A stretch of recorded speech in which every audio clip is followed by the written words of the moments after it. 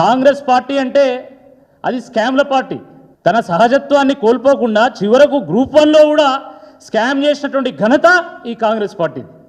Group 1 ఆఫీసర్లను కూడా నకిలీ ఆఫీసర్లను తయారు చేయాలని ఆలోచన చేసినటువంటి కాంగ్రెస్ పార్టీది నిజమైనటువంటి దేశద్రోహం.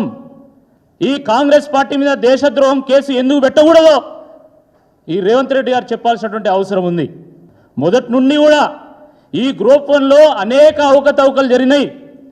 ఈ ఇవాల్యుయేషన్ అంతా కూడా గందరగోళంగా ఉంది. ఇందులో ఏదో గోల్మాల్ ఉందని చెప్పి బీఆర్ఎస్ పార్టీ మొదటి నుండి కూడా వాదిస్తూ వచ్చింది. అంగట్లో కూరగాయలు అమ్ముకున్నట్టు అమ్ముకున్నారు ఈ పోస్టులను అని చెప్పి అభ్యర్థులు ఆరోపణలు చేస్తున్నారు.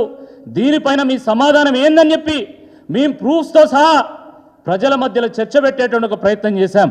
తప్పకుండా ఇన్ని రోజులు ఏ విధంగానైతే జియో 29 విషయంలో కానీ, జియో 46 విషయంలో కానీ, గ్రూప్ 1 ఇవాల్యుయేషన్ విషయంలో కానీ, లేదా ఇతర ఎగ్జామినేషన్ సంబంధించినటువంటి అవకతవకల విషయంలో కానీ, డిఎస్సి స్పోర్ట్స్ కోటా విషయంలో కానీ ఏ రకంగా అయితే బీఆర్ఎస్ పార్టీ ఏ విధంగానైతే అండగా నిలిచిందో తప్పకుండా భవిష్యత్తులో కూడా మేము అండగా నిలుస్తాం.